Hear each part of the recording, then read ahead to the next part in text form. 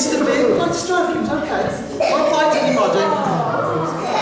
His name's Mr. Big. The reason why we call him Mr. Big, he's actually quite a big ferret.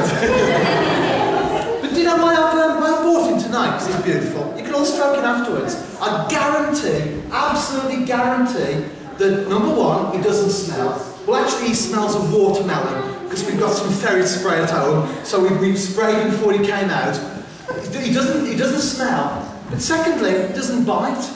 And you know, the reason why I've got him tonight is a lot of people, particularly people who've never had ferrets or just sort of know about them, they have in their minds this idea that ferrets are dirty, nasty, vicious animals. Now, of course, some might be.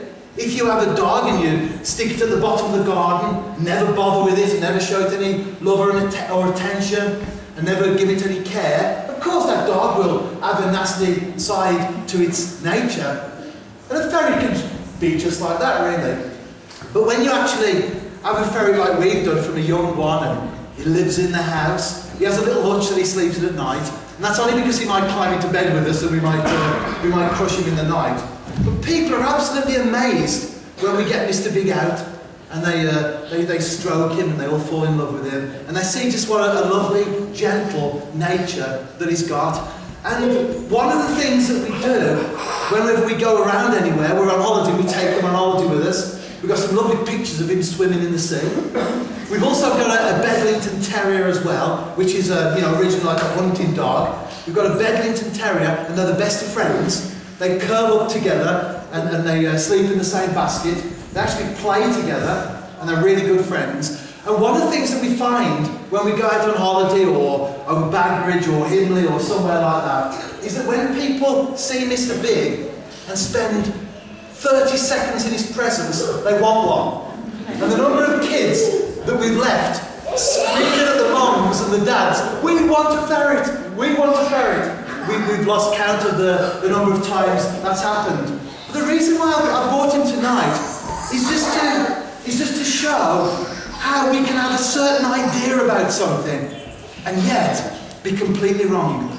We can have this idea in our minds that ferrets are vicious, certainly don't touch them. I mean, if I tried to open his mouth, I mean, you can see that he has got teeth.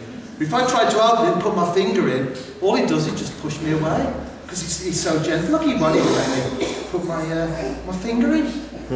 And so many times people have this misconception about ferrets, but actually, when you meet Mr. Big, you realise that he's not like that at all. And what we thought about them, really, he dispels the ideas that we had in our minds. And in a similar way, what we believe here at Tipton Family Church is that church is like that. A lot of people have a certain idea of church. They have a certain understanding of church. And I know because I was 22 when I actually first started to go to church. So for 22 years of my life, I used to go occasionally to, like weddings and things like that. But I didn't really understand church like I do now. And in my mind, if you'd have asked me, what does church mean to you? Straight away, the words that would have come up were boring, irrelevant, out of touch, maybe okay for the Black Country Museum, but certainly not for the 20th century.